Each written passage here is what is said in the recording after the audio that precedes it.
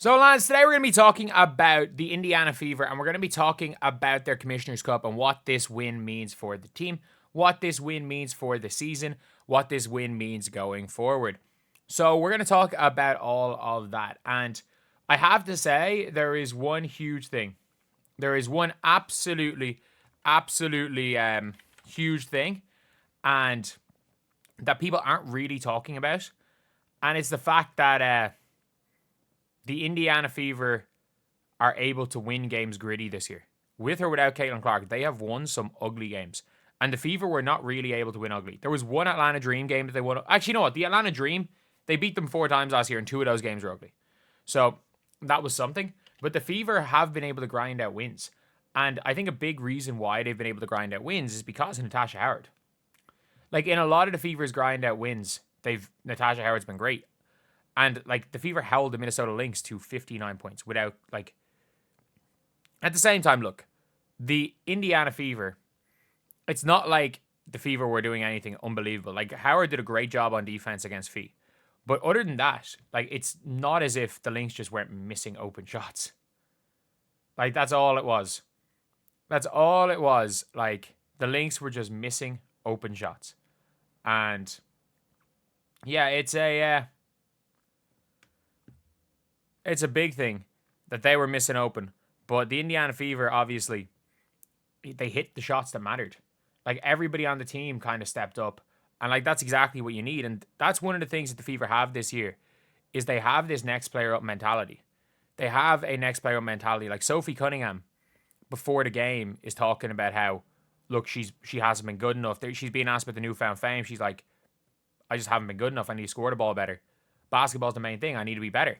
And what does she do? She plays. She's arguably like, if it wasn't for Natasha Howard, Sophie Cunningham would have been MVP yesterday. She was probably second in the MVP. And then after that, you've got Sid Colson, who I think steadied the ship. I don't think she played great, but she steadied the ship when she was on the floor. Ari McDonald came in and was a huge player.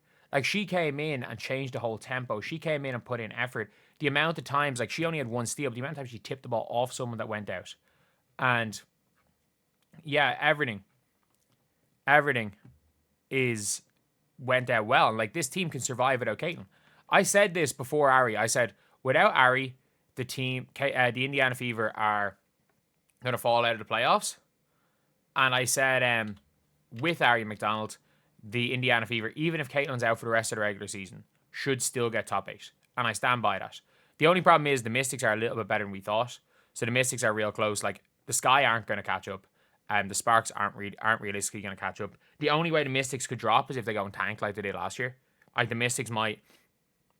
Actually, no, the Mystics didn't even tank last year. The Mystics won 15 of their last 30 games or something. But the Mystics obviously did not make the playoffs last year. I think the Sparks might end up just tanking. The Sky, because they don't have their pick, might try to win. Actually, you know what? The Sparks need to win because they don't have their pick either. Man, the Seattle Storm are getting the Sparks pick, which is kind of crazy. But, yeah, like, it is one of those things where the entire landscape is the Fever in a good position without Caitlin Clark. Just because of how they go about things, how they're playing. And I think Michaela Timson, like, I understand she was -5 and when she was on the floor. I understand. I don't care. I actually don't care. There is something there. There is something there in Michaela Timson. Was Timson good yesterday? Not really. But there's something there. She got a really nice offensive rebound. Fee was really struggling. She fouled quite a lot, in fairness to her. She only had 1 foul. But was it an off-the-ball foul? I have no idea. But she got a block. She managed to get a couple of boards. She was aggressive. And her length is a deterrent. Like, just when she kind of hedges out on screens and just puts her arm out to the side, you can see how much her length is a deterrent. When she rolls to the basket, she posts up hard. They're not giving her the ball yet, and I understand that. Like, there's no reason for that. But, like, they, like, she is a player that is going to be in the rotation come playoff time. She's better than Dantas. And I think you can play Howard and Timson together. But she's better than Dantas. And she has to be the single what you call it, the single backup for Natasha Howard. But yeah, it's a really, really interesting one seeing it. And like Kelsey Mitchell and Leah Boston weren't good. Leah had a really good fourth. Kelsey Mitchell was garbage the whole game. Didn't matter. It was Ari, Sophie Cunningham, Natasha Howard. It was the new players that came in. I thought Lexi hit a 3 at the end, but Lexi was okay. She didn't do anything right. She didn't do anything wrong. Lexi's Lexi. But like at the end of the day, this Indiana Fever team has grit. They have their focal point in Caitlin Clark, and they have a common goal. They have a common cause, and it's that everyone hates their guts. And you better believe that is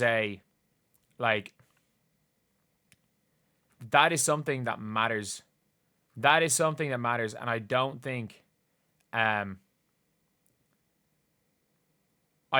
people realize that if you are together and you think everybody is out to get you and you think everybody hates you, like what Sophie Cunningham said, everyone's here to give us our best, that we're the team people want to beat. And they know for a fact people are getting their best. Because let's be real.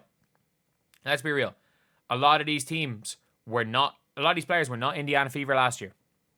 They know that other teams get up more for the Fever game than they do for any other game. And with that being said, like, it's a positive thing for the Fever. When you know that, it's easy to rally your team together. It's easier to it's easy it's easy to get together. It's easy to be hyped. It's easy to dive on that loose ball. Well, I don't think anyone should be diving on diving on a ball anyway in basketball. But it's easy to, take that charge or run that lane when you know that it's going to piss off your opponent. Because at the end of the day, sport is battle. Sport is battle. And when you know that you're counted out, or you know that you're getting the other team's best shot. And like, how many times have underdogs won because they know other teams counting them out and are able to use that energy? Just like players are going to be able to use that energy. Use the energy that they're going to get from other teams strongly disliking them. And this Indiana Fever team, you can tell, in these gritty, close games, they have something they didn't have last year. And they have a level of grit they didn't have last year, which is the new players. And look, maybe they were on to something come playoff time. Like, Natasha Howard has an ability to win gritty games. Sophie Cunningham does. And you know what? DeWanna Bonner did as well, but DeWanna Bonner's not here anymore, and good riddance, because Ari McDonald is a player who was a very highly regarded pick in that 2021 WNBA draft. She knocked out Paige and UConn the Final Fours basically by herself with Arizona. Like, she was a starter for 3 of her 4 seasons in the WNBA. And in the end, she lost her spot in the league. She was out of the league and was hungry to get it back, and is playing with a hunger like that we haven't seen that we're not seeing from any backup point guards in the WNBA. There are better backup point guards, but like, it's not like either of their point guard, like, it's not like their backup point guards are as hungry as Ari McDonald is right now. It's not. And like, when she's able to back up Caitlin, it's going to be even scarier. It's going to be even scarier because, again, if Caitlin's having her good games, it means if Caitlin's having a bad game, because let's be real, Caitlin at her best can win you a game against anyone. Caitlin at her worst can lose you a game against anyone.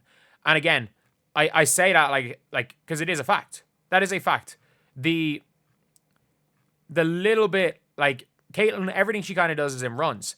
So at the end of the day, it means that instead of having to play Caitlin 35 minutes and when she's not playing well, playing her off the ball, you can play her 28 minutes in a game when she's playing badly and have Ari McDonald run the show for the other minutes.